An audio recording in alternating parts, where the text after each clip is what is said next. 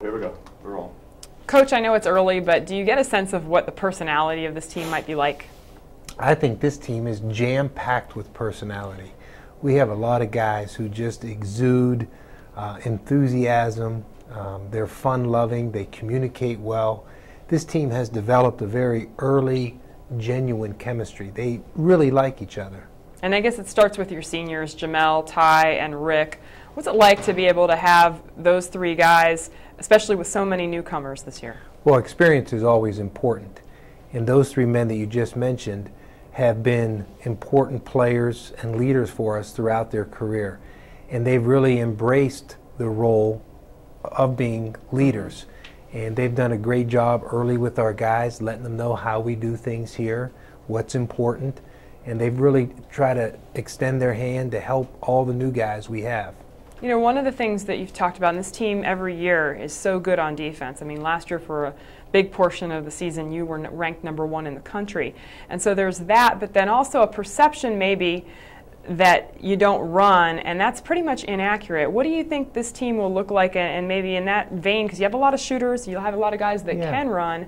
How do you think you change that perception, or does that just happen on the court? Well, there are certain things that are thrown out there during recruiting to muddy the waters, and sometimes they get overblown. But the reality of it is our team is going to look to push the ball on makes and misses. On a make, we're going to inbound it as quick as we can and look to attack in transition. On a miss, or if our defense creates a turnover, we want to make sure we attack for an easy basket. And if not, then we want to flow seamlessly into our offense. But if you watch our offensive possessions, it's not like we take any significant amount of time before we shoot. Our guys move the ball, they share the ball, they make each other better. We're playing an attacking motion offense, so it gives them a sense of freedom, and we focus on the good fundamentals of the game. I touched on the fact that you have a number of shooters, a number of guys that are known for being able to shoot the ball well. Three-point shooting is always important. How vital do you think that'll be to this team? Well, we like the three-point shot, and we have some very good shooters. Last year, we took almost 100 more threes than the second team in the Pac-10 through our 18 conference games. And so our team looks to attack from behind the line. If defenses choose to take that away, then it opens up other things, and we just have to make good basketball decisions. Yeah, no question.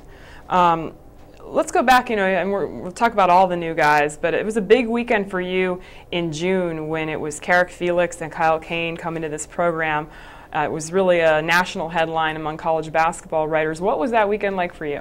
Well, it was extraordinary because, recruiting is almost always over in June. Right. Rarely is there one, let alone two guys who are still in the process of making a decision. And there we were, a weekend in June, or a span of a few days in June, where we had both of those young men on campus, and we were fortunate to land both of them.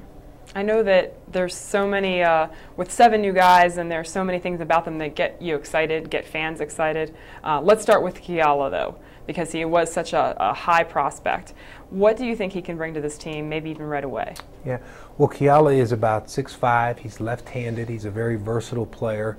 He's a tough-minded young man, and I think he is unusually gifted at using both hands. He's about as close to ambidextrous as I have seen, so he has that kind of unique feature to go with his somewhat dominant left hand.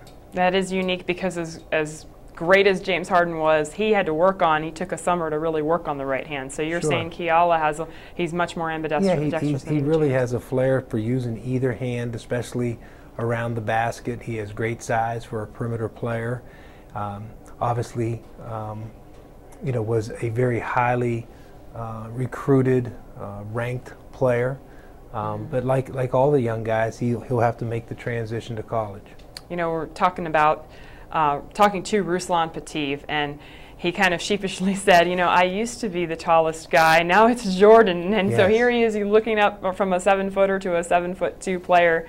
What is the dynamic now on the team, having two guys that are 7 feet, and then also, Jordan, I know he's still working his way into playing basketball, but what's the impact of those two guys? Well, it's a real luxury to have two guys of that size on your roster.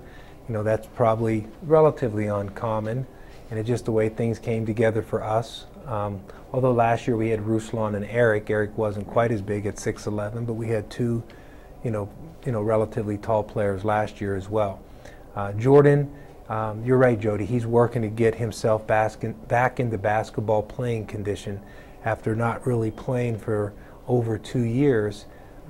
He's working to get his conditioning, his legs back under him, regain his feel for the game. And then back to one of your seniors, and Ty Abbott. He has worked so hard. I mean, he's just, and all your guys do, but Ty kind of, the stories of him late, early, always in the gym. What kind of a tone does that set for the other guys, the new guys? I think our guys have taken notice of how hard Ty works. And it's just not now. It's been throughout his career.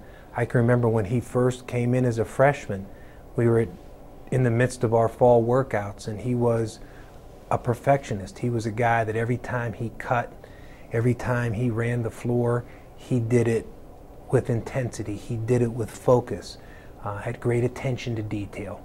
And he's carried that throughout his career, and he's taken himself to the place of being a first-team all-conference performer as a junior, and I think he's poised to have an outstanding senior season. And then, Rick talked to us about the fact that, last year there was much more focus on him from the opposing defense, right. And that's only natural when you lose James and Jeff. But what did he learn from that, and how can he take that into this season? Well, I think last year everybody was talking about how are we possibly going to recover from losing James and Jeff, and guys like Derek and Ty and Rick kind of were salivating at perhaps expanded roles. I remember that being a big topic at this time last year. But then all of a sudden those guys found that they were the first concerns of the defense rather than the secondary concerns when they had James and Jeff around them. And that obviously ups the bar a little bit. And you have to work that much harder to get open. You have to be that much more precise on your actions. And so that probably was, a good growing experience for those guys. And they handled it well. All three of them had good seasons, but there was that transition as their roles did change. And speaking of roles, Jamel being a senior now, and we've seen him run the point before, but what do you expect from him out of that role this year? Well, I expect Jamel to have a terrific senior season. But you're going to get great leadership from Jamel, and I can't overstate how important that is to our basketball program. Every drill from stretching all the way through the time we turn the lights out in the gym, he's a voice in our practices. He's an energy guy, and really has had a terrific 3 years for us. And I think, once again, like Ty and Rick, is poised to have an outstanding senior season. Jamel was playing really, really well last year when he went out with that plantar fascia injury for a couple of weeks. And I don't know that he ever regained the position he had before the injury, but he was starting for us and having an outstanding junior year. Came back and played some good basketball, had some, important big plays for us, but he was really in a groove before he got hurt. Yeah. Rick came close to leaving, and I think it's really admirable that he obviously was focused on his family and their struggles, but what role did you play in that decision? Well, I didn't really have much of a role at all. Rick, like a lot of players these days, think about the professional ranks, but I remained hopeful all the while that he'd be back, and we're certainly excited that he is. Let's see, I'm kind of all over the place here, so I'm going back. This is something more about Kiala, not only as a player but as a person. He's been through a lot. A kid who came out of to say it's a not great neighborhood is a real understatement, but he's a 3.5 student in high school.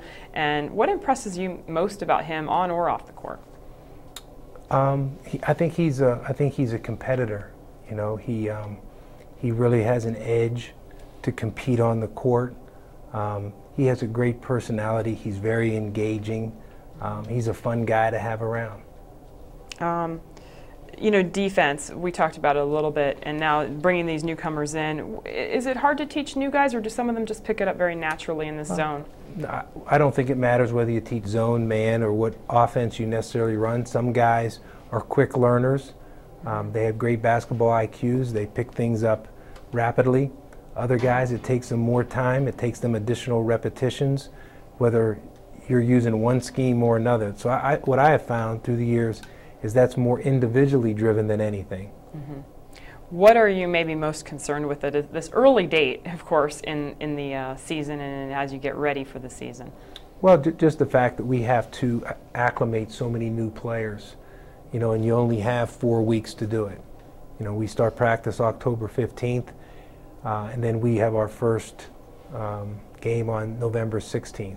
Is Friday the 15th or the 16th? Friday is the 15th. So we start October 15th, and then we play November 16th, and we have to somehow integrate, you know, such a large number of new guys into what we do. Mm-hmm. And then Brandon Dunson is a unique guy. He's certainly a playmaker. You watch the highlights of him at Wabash, and what does he bring to the team, and how maybe early can he make an impact? Well, I'll tell you what, he is a world-class athlete.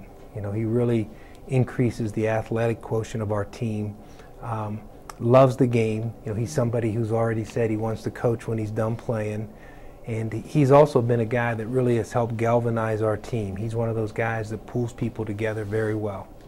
That's good to have, always good to have. I think that does it, although... on a couple Coach Wooden questions.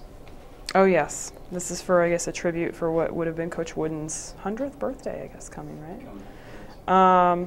Do you have those, though? I was just going off of, I mean, we only had to ask a couple, so maybe just thoughts on Coach Wooden in general. I think it was any personal experiences or memories of Coach Wooden. Sure. I have just a couple personal experiences. First, when I was in 9th grade, a friend, a coach, took me to Penn State one Saturday when Dick Harder was still the head coach of the Nittany Lions, and I listened to Coach Wooden do a clinic. And we sat in the front row of this auditorium. We were absolutely so close we could have reached out and touched Coach. And, you know, I sat mesmerized listening to his words of wisdom. And then years later, one of our NC State teams played in his event held in Indianapolis. And the night before, the coaches and teams participated in a dinner. And as good luck would have it, my seat turned out to be right next to Coach's. And so throughout dinner, we talked about practice and basketball. And so that was, another memorable experience.